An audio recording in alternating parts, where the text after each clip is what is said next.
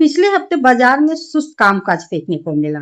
Nifty बहुत ही छोटे दायरे में कामकाज कर रहा है। हालांकि निफ्टी मंथली, वीकली, डेली तीनों ही टाइम फ्रेम में ब्रेकआउट करके सस्टेन कर रहा है, लेकिन दायरा बहुत ही छोटा हो गया कामकाज करने के लिए।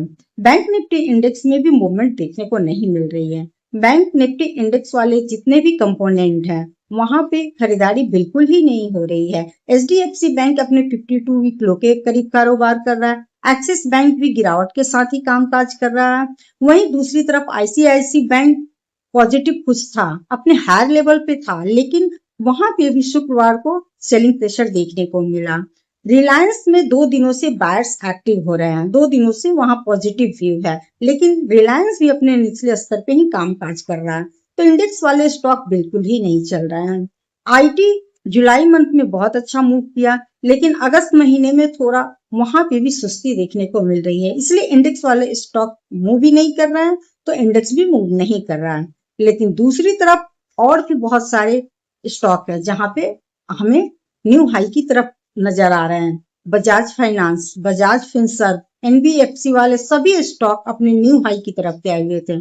चोला फाइनेंस, टाइटन में न्यू हाई बना, फिर उसके बाद डिक्शन भी अच्छा हाई बनाया और एबीबी में भी बहुत अच्छा मूव किया। इधर ऑटो स्टॉक सभी अपने न्यू हाई की तरफ करीब हैं। तो बाकी सारे सेक्टर चल रहे हैं, सिर्फ आईटी में थोड़ी परेशानी अगस्त महीने में दिखी और उसके बाद बैंकिंग स्टॉक में जुलाई से ही परेशानी दिख रही है।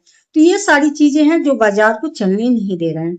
अब आने वाला हफ्ता कैसा रहेगा, तो एक बार चार्ट एनालिसिस करके देख लेते हैं कि आने वाला हफ्ता कैसा हो सकता है, कहाँ सपोर्ट बना सकता है, कहाँ रेजिस्टेंस बना सकता है। ये है निफ्टी की मंथली कैंडल। मंथली कैंडल आप देख रहे हैं कि 4 महीने के हाई के ऊपर ही कामकाज कर रहा है और ओपनिंग और क्लोजिंग बिल्कुल बराबर है। वीकली की बात करूँ तो वीकली में ही सेम पैटर्न आपको दिख रहा है। यहाँ पे वीकली कैंडल डोजी बनी हुई दिख रही है। डेली टाइम फ्रेम पे अगर आप देखें तो डेली टाइम फ्रेम पे 4 दिन 5 दिन से एक ही जगह क्लोजिंग देखने को मिल रही है। 3 दिन क्लोजिंग तो लगभग बराबर ही हुई है। 24,414 4 अगस्त को, 5 अगस्त को 24,624 और 6 अगस्त को 24,636 और शुक्रवार की क्लोजिंग 24,570।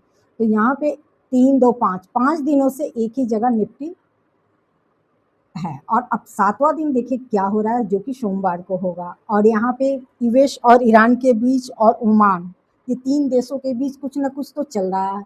निगेटिव हो या पॉजिटिव हो, लेकिन कुछ ना कुछ तो हो रहा है। वीकेंड में देखो क्या न्यूज़ निकल के आ रही है, आ भी रही है कि नहीं आ रही है, या सिर्फ इंडियन मार्केट को बेवकूफ़ी बनाया जाता है। कुछ ऐसा ही दिख रहा है कि इंडियन मार्केट बेवकूफ़ बन रहा है यूएस और ईरान के बीच में। तो चलो अब आगे देखते हैं कि क्या करेगा।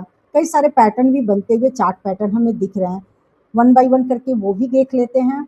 मंथली टाइम फ्रेम पे हमें चार्ट पैटर्न देखो बहुत ही बढ़िया इंटरेस्टिंग दिख रहा था। मंथली चार्ट पैटर्न आपको यहाँ पे दिख रहा है। बहुत लंबे टाइम फ्रेम से मैं बात कर रही हूँ, जनवरी 2024, ये क्या चल रहा है 26 ईयर भी भूल है, सॉरी सॉरी।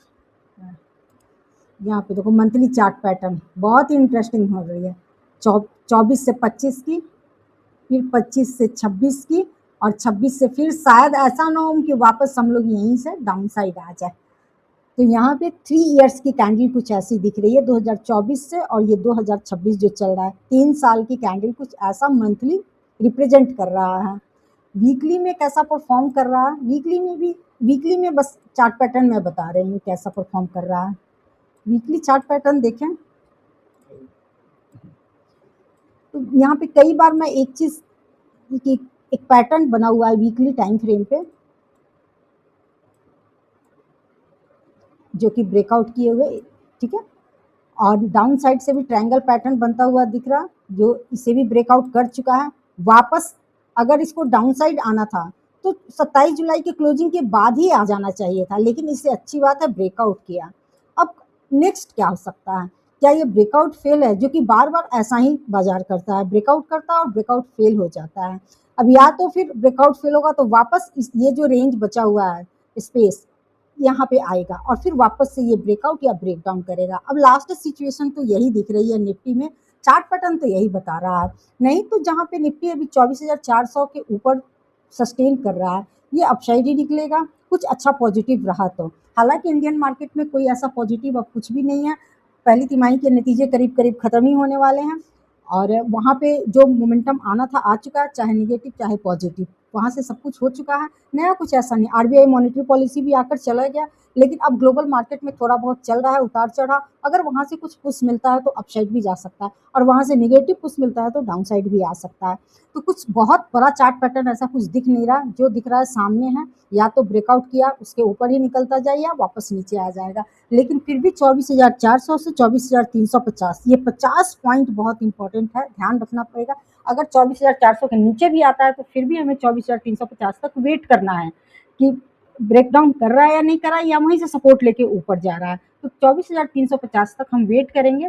वहाँ अगर डिप में बाइंग का मौका मिल गया तो वहाँ से डिप में बाय करेंगे। अगर ज़्यादा प्रेशर बना बाजार में तो फिर वापस हमें सेल का ट्रेड मिल सकता है। लेकिन अब अपसाइड तभी हम ब्रेकआउट समझेंगे जब ये हाई 24,774 के ऊपर निकलता है, वीकली हाई के ऊपर निकलने के बाद ही हम अब निफ्टी में कोई नया मूव देख पाएंगे। तो फिलहाल यही लग रहा है निफ्टी में। 15 मिनट टाइम फ्रेम पर अगर हम चेक करें, आवरली टाइम फ्रेम पे भी बहुत अच्छा एक पैटर्न बनता हुआ दिख रहा है। पहले आवरली टाइम फ्रेम को चेक कर लेते हैं, ठीक है।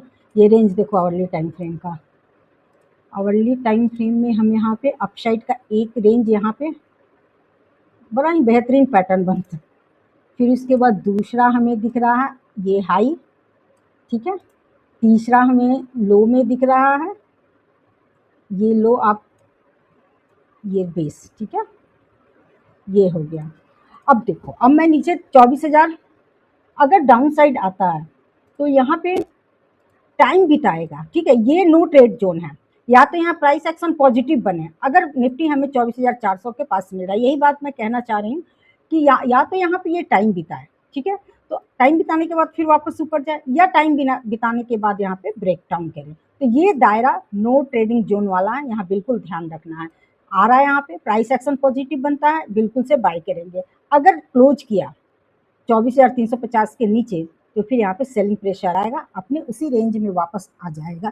तो आवरली टाइम फ्रेम में बिल्कुल क्लियर दिख रहा है, यहाँ पे सपोर्ट एरिया में अभी भी है 24,500 24,550 पे बार बार आके सपोर्ट ले रहा है, 24,500 पे बार बार आके सपोर्ट ले रहा है। करीब 3 अगस्त से ही सपोर्ट ले रहा है 24,500 पे। 24,500 का लाइन ब्रेक किया तो फिर वापस नो ट्रेडिंग जोन में आएगा, वहाँ पे प्राइस एक्शन पॉजिटिव बनता है, हम फिर बाई करेंगे। निफ्टी में यही चार्ट पैटर्न दिख रहा है। अब आने वाला हफ्ता कैसा रहेगा ये देखना है। ब्रेकडाउन कर रहा है, ब्रेकआउट कर रहा है, समय के साथ इसे देखेंगे। मैं डेली 9:15 में लाइव आती हूँ, उस लाइव के दौरान जो भी ट्रेड मिलते हैं मैं आप लोगों के साथ शेयर करती हूँ। कोशिश मेरी यही रहती है कि 1 से 2 ट्रेड मिले और मैं आप लोगों के साथ शेयर करूँ। आप लोग लाइव ज़रूर ज्वाइन कीजिए। Thank you, bye bye.